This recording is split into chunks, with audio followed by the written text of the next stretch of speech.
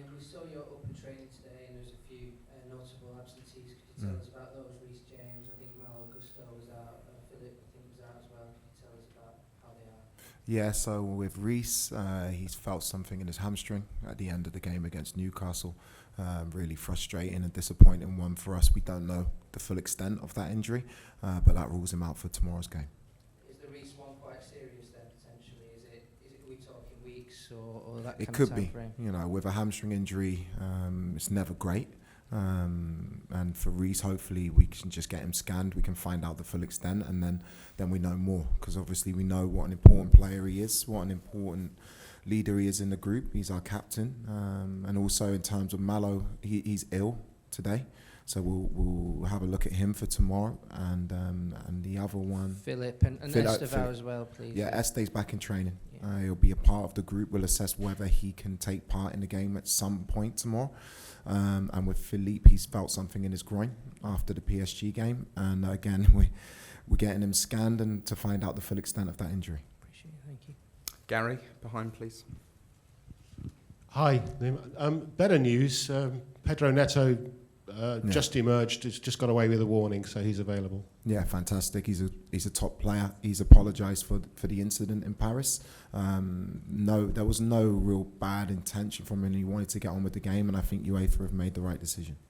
And from maybe slightly disrespecting the ball boy to respecting the ball, you've heard the fallout after the huddle.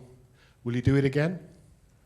I think in terms of the huddle, I think it's been blown out of proportion. To be honest, it's a small thing amongst many serious things that we need to address, such as the massive game against PSG tomorrow. In terms of the huddle, the lads have always wanted to show unity and togetherness. I think they'll continue to do that. But what we don't want to do is antagonise or bring more noise on ourselves, and we'll make the decision on where we do that on the pitch tomorrow. Because there's obviously been people reacting in all aspects of the media, including social media. I saw you referred to by one wag as Glenn Huddle. Is it a distraction to carry on doing it in the centre circle? I think it's a distraction for the media. For us, when the huddle was something the players wanted to show unity. They're a good group. We never wanted to antagonise anyone or create noise. The time to talk about is stopped. We have a huge game against PSG tomorrow. We have an opportunity to do something really special. We know we need to be perfect, and I would rather focus on that. Gentleman in the fourth row, please. Hello, question for Liam from Elias Peters, 90 Min. You did have a game this weekend against Newcastle, but PSG didn't. What does it change for you before the game against PSG tomorrow? Thank you. Obviously, they have more rest. That's natural, but that's normal. I can't speak about other league schedules or what they do. What I can do is try and make sure that my team and our team are ready to give absolutely everything into this game in terms of the intensity, in terms of the quality that we need, and hopefully we can turn around a difficult scoreline, but not an impossible one. Dom, second row here, please. Thanks.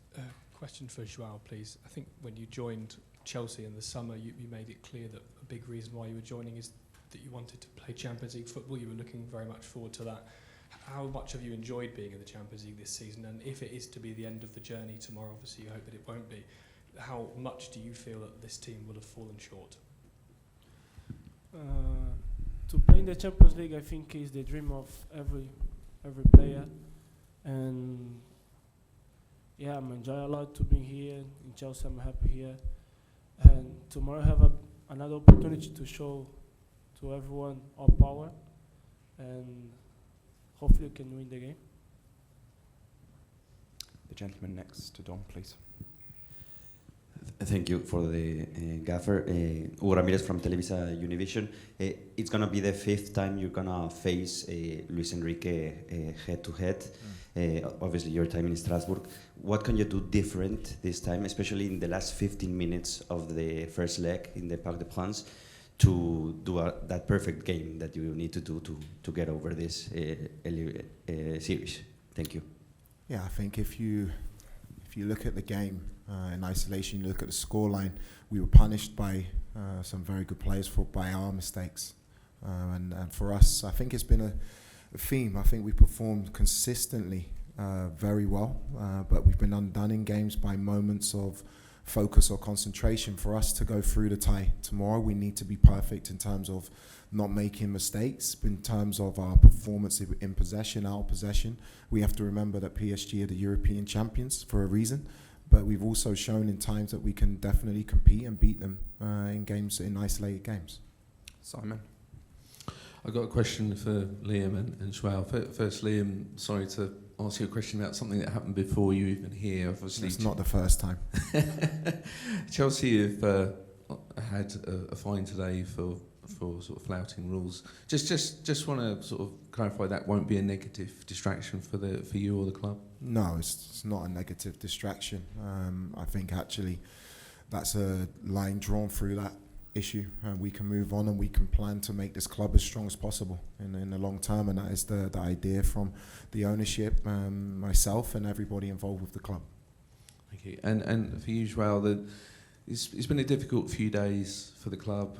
Defeat in the first leg, the defeat on Saturday, now the news about Reece as well.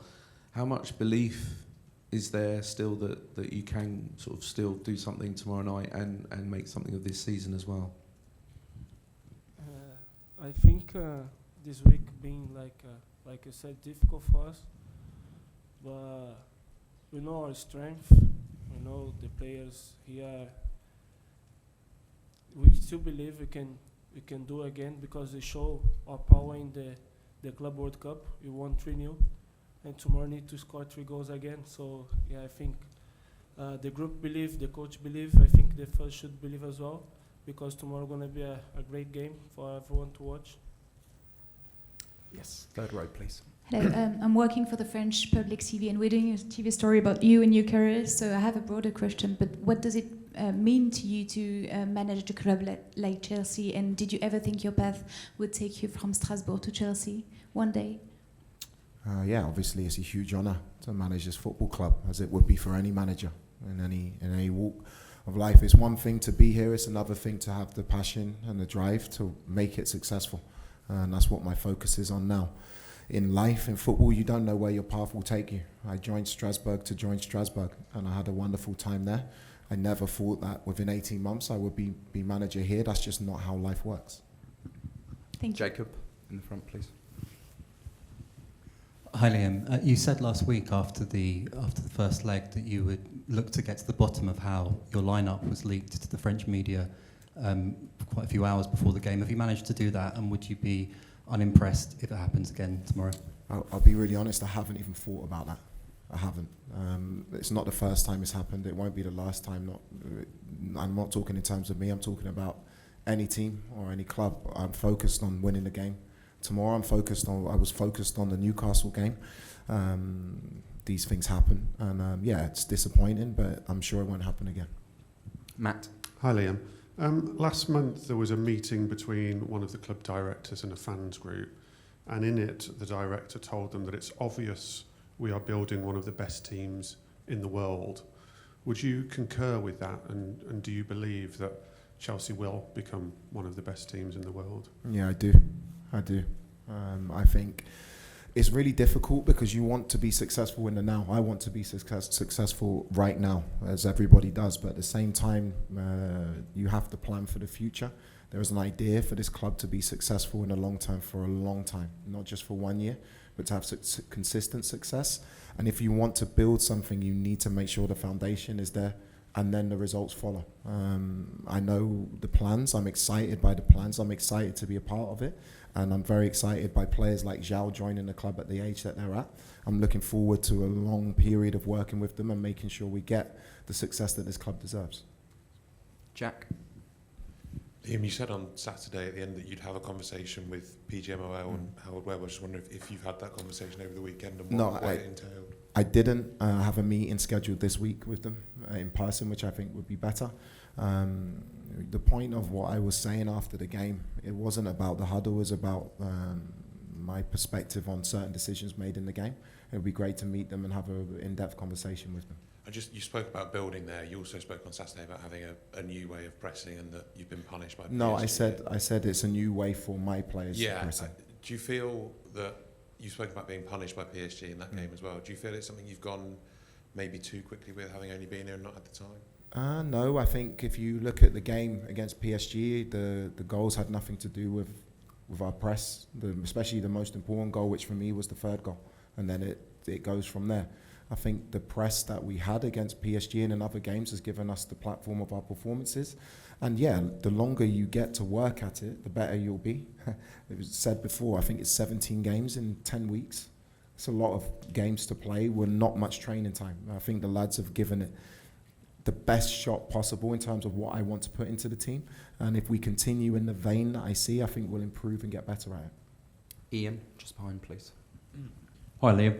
Just with Reece, is he worried it is quite a serious one? Because obviously he played the 90 minutes and then thought, he's had a lot of injuries over the last 3 years, is he? No, I think any player at any time, if you feel something, you're going to be worried about it. Like I said before, once we get the full diagnosis, then we can make a statement about it. Do you know when did it happen? Sort of right. Obviously, it happened it was right at the end of the game. towards the end of the game.